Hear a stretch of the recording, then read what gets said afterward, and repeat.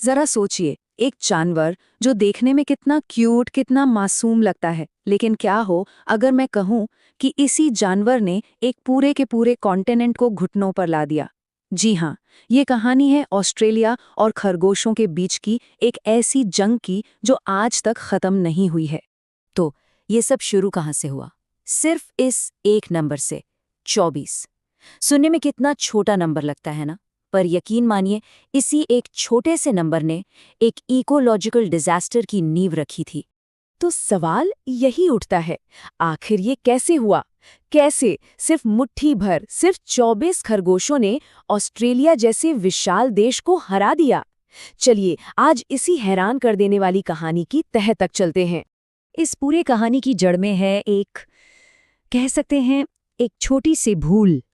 एक ऐसा फैसला जो उस वक्त तो बहुत मामूली लगा, पर किसी को जरा भी अंदाजा नहीं था कि इसके नतीजे कितने भयानक होने वाले हैं।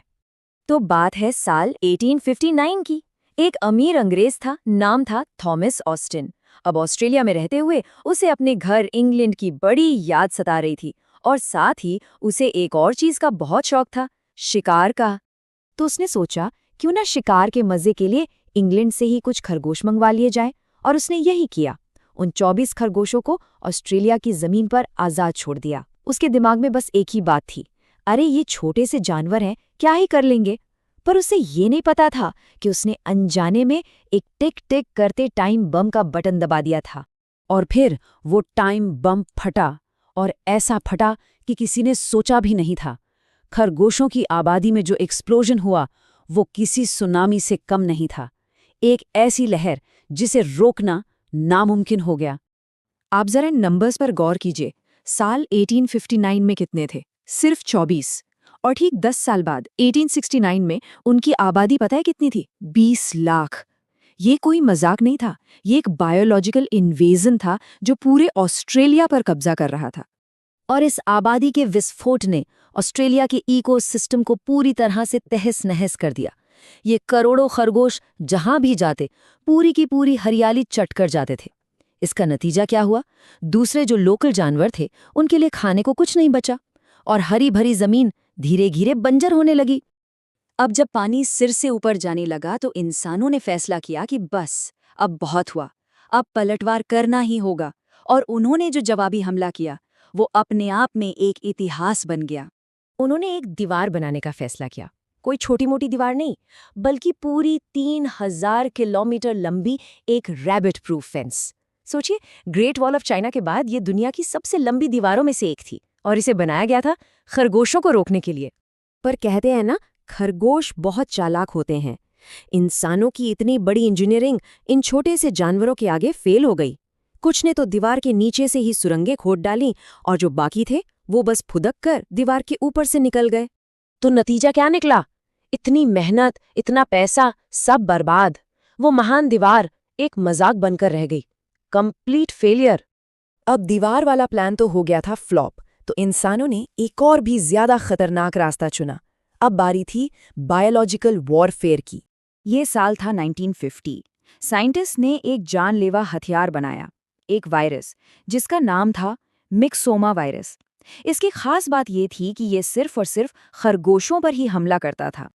और जानते हैं, शुरुआत में ये प्लान एक जादू की तरह काम किया। वायरस ने खरगोशों की 99.9% आबादी को खत्म कर दिया, एक झटके में। सबको लगा बस जंग जीत ली, इंसानों ने नामुमकिन को मुमकिन कर दिखाया है। पूरे ऑस्ट्रेलिया में जश्न का माहौल था, लोगों ने राहत की सांस ली।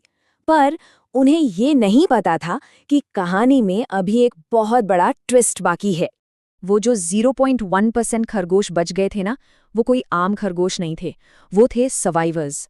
उनके अंदर इस वायरस से लड़ने की इम्यूनिटी पैदा हो गई थी, और उनसे जो अगली पीढ़ी पैदा हुई उन्हें नाम दिया गया सुपर रैबिट्स। ऐसे खरगोश जिन पर इस जानलेवा वायरस का कोई असर ही नहीं होता था। और इन सुपर रैबिट्स ने जो किया उसने इंसानों के होश ही उड़ा दिए। देखते ही देखते कुछ ही सालों के अंदर उनकी आबादी फिर से 20 करोड़ को पार कर गई।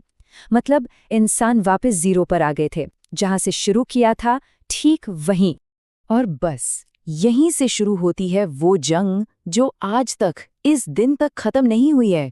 सोचिए, एक छोटी सी गलती की कीमत एक पूरा का पूरा देश आज तक चुका रहा है। यकीन करना थोड़ा मुश्किल है, पर ये सच है। 1859 में जो लड़ाई शुरू हुई थी, वो आज भी चल रही है।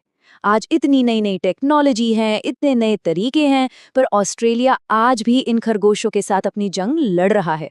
तो इस पूरी कहानी का सार क्या है? वो शायद इसी एक लाइन में छिपा है कि एक अमीर आदमी के एक छोटे से शौक ने, शिकार के एक छोटे से शौक ने, एक पूरे देश का इकोसिस्टम हिलाकर रख दिया। और आखिर में ये कहानी हमारे सामने एक बहुत बड़ा सवाल छोड़ जाती है। जब इंसान और प्रकृति के बीच जंग छिड़ती है, तो क्या उस जंग में असल में कोई जीत भी सकता है, या हार दोनों की होती है?